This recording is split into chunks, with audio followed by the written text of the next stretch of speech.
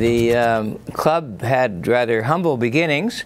A few of us wound up with sports cars. There was a couple of MG TDs in Winnipeg, and Frank Mancini had an MG TC, and we all kind of got together and decided we should do something about it. And the very first meeting I remember of the club was in Frank Mancini's kitchen, and we just sat around, and there's quite a few people who were there who are no longer with us, and we kind of tossed a coin for the number, what number of the club we would have. Harold took #1 for #1 membership in the club, and Frank Mancini took #4, and I thought maybe I'd be lucky, and I got number 25, which I was very proud of, and thinking maybe one day we might have 50 or 60 members in the club, and I thought number 25 would be a lucky number for me. Yeah, when the first contact I had really with the number of the cars was, we used to go to across the street from Frank Mancini's house was the Medlin fruit shed, where they brought all the fresh fruit in by rail in those days, and on Sunday evenings it was nobody there, so we used to use their loading docks as a meeting place, and so all the meetings initially, and I remember particularly, were at in front of Mancini's house. I didn't appear until 1973, and I saw an ad called "Join the Club," and took my family. We went to Gimli and watched the Formula Atlantic races there, and joined the club. I thought meant join the sports car club and go racing. Actually, it was Club Beer was sponsoring the thing, and but I got there, and I've been there ever since. When we started at Netley, you have to understand that it was just an old airport, and we took some advantage of the triangular layout of the airport itself. After Netley, we raced at quite a few other tracks. McDonald was particularly a track that I enjoyed racing at very much, but we raced at Souris, we raced at Paulson, which was just outside Dauphin. There was Carberry, but there was a lot of places, a lot of airport circuits that were enjoyable to drive on, and they were relatively safe in that most of them had runoff areas where if you got over enthusiastic, I remember at Souris, the part of the runoff area was a plowed field, and the only time I ever saw Frank Mancini make a mistake in his driving was he had an MGA coupe, and when it was sitting upside down with him still inside in a plowed field, I can tell you it was pretty interesting to see, but no damage, no harm done, and it was a lot of fun.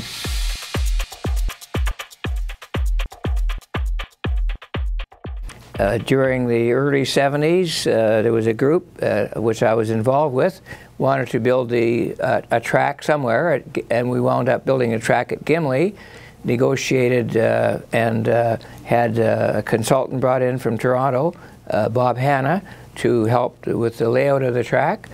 And I think we've enjoyed a lot of successful racing at that organization. Yeah, we sold shares. We went out through the membership, and so we established this limited company, Circuit Management Limited, and we sold shares, and that was the bulk of the money that was used to improve the airport area to bring it up to what we wanted for racing. I have the original records, being I was the last president of Circuit Management Limited, the company George and the guys put together. There was about 32 guys coughed up about 1,000 apiece in 1972. And you can imagine guys that worked as mechanics and car salesmen and just ordinary Joes coughing up $1,000 back in 1972. Did they know they were never going to see it again? I won't go there. It sounds like a gift.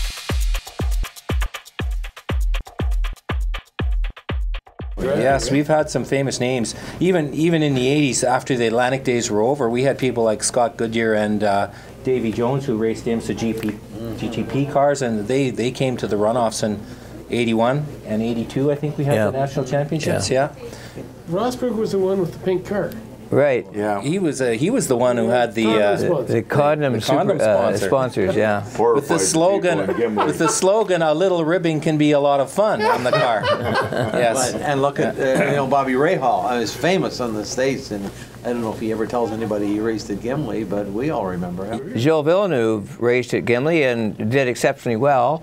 And he demonstrated driving in the rain. We were talking earlier about driving in the rain, and Keith Berglund liked driving in the rain. Well, not many of us enjoyed it. Most of us did it from time to time, but I can say Gilles Villeneuve demonstrated his outstanding ability and outstanding qualities, and he's unfortunately gone on to his reward, but he was just one of many young aspiring drivers that took part in some of the races at Gimli. He was a real gentleman. I had my son who was about this tall looking at his car, and he came over and said hello to him and shook his hand, and then he went back in his tent or his trailer, I forget which, and brought out Neil a poster, and that was Neil's prized possession. I always wanted it to hang in my garage, but he said, I'll loan it to you, but it's mine. Yes. The great discipline hearing of the Prairie region occurred about 1964 or so in Davidson with the great Ludwig Heimrath, who was the great Porsche racer, was there to win the national championship or whatever he was doing with one of his super Porsches. And he was a nasty guy. And one of his favorite tricks was to hurtle up behind novices. He loved novices with a triangle on the back. And he'd come screaming up behind them, and they get scared, and they pull off to the side, you see. And we had a club member who is now deceased, Jack Veneer, had just graduated from his driver's school, and he had been told, whatever you do, you don't change your line. A line is important. Ludwig Heimrath came screaming up behind him, expecting to sort of bunt him out of the way. Last minute realized he couldn't, swung over, rolled his fancy Porsche into a pile. So Ludwig shows up about 20 minutes later at the control tower demanding that this whippersnapper in this little Volkswagen be thrown out of the track. And our rule-bound people who understood racing said, Ludwig, put your car in the trailer and go back to Toronto.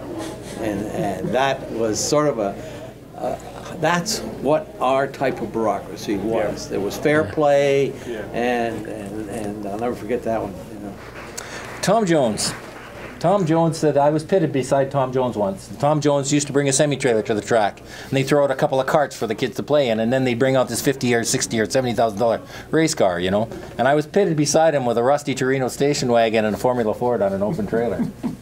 And at the end of the runway, Tom had his plane. He would fly down. He'd have somebody drive the truck and trailer down. Anyways, he said to me, he says, there's something about this place. I says, yes, it feels like going home sometimes, doesn't it? He says, yeah. Now, this is a guy who's, traveled around and knew lots of important people in racing, and it's a good atmosphere at that place, Yeah, man, good years, we still do that really well. Yeah.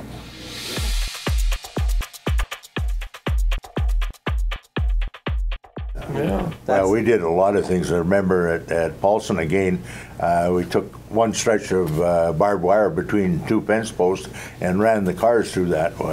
You wouldn't be allowed to do that today. Oh my. But that's all we had. And of course, we did put a hay bale in front of the fence post, so you wouldn't really hit the fence post. But the back straightaway at McDonald, the gate in the middle, near the end of the straightaway at the back, when you went down there and there was just some bales here and there's some bales there, and you had to go through there.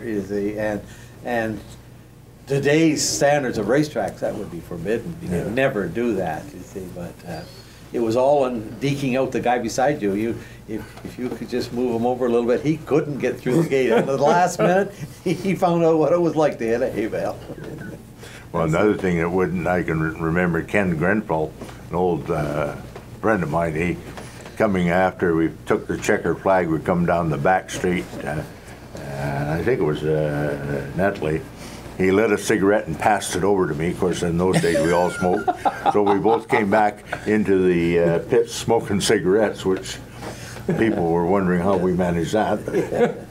I remember in June of '66, they had a Can-Am race at Mosport, and I was running my 23 in it and doing pretty good, and until kaboom, the motor blew on me.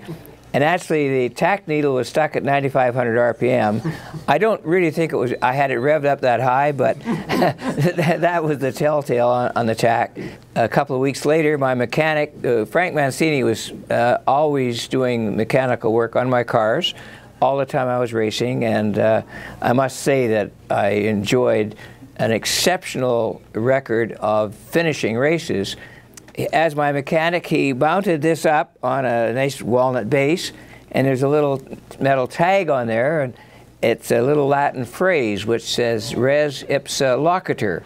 Now, I happen to be a lawyer, and I can tell you a literal translation of that little phrase is it speaks for itself. And I thought that was pretty good for Frank to figure that out, and I'm very proud to display this in my office ever since I received it. I think one of the main things is the friendships that we have developed over the years. Like I still go and have coffee with Mancini, and I've been doing that for close to 60 years now. George and I have known each other for 60 years, and those two gentlemen are still the people that I know and trust and like the best in the world. They're just, you know, you've known them for so long that... if you had to put it to one single decision, you got it the day they decided to build a racetrack at Gimli. Yeah. That's why we're still here today. Yeah, I think that the activity of racing as a shared experience gives car racers and even the people who organize and run the events, the flaggers and everybody, that sense of feeling that you get in, say, firefighters. People who do an activity that's a little risky, it's kind of risky, yet it's organized. Or the police, or perhaps a military thing where we've had this common experience. And I have to tell you, it's odd. I've done quite a few occupations in my life, but I think of myself as a car racer, even though I haven't raced for almost 20 years, 18 years or something since I last raced. That shared experience that you have with those other competitors that you're racing against is one of the things I think that keeps us connected. Yes.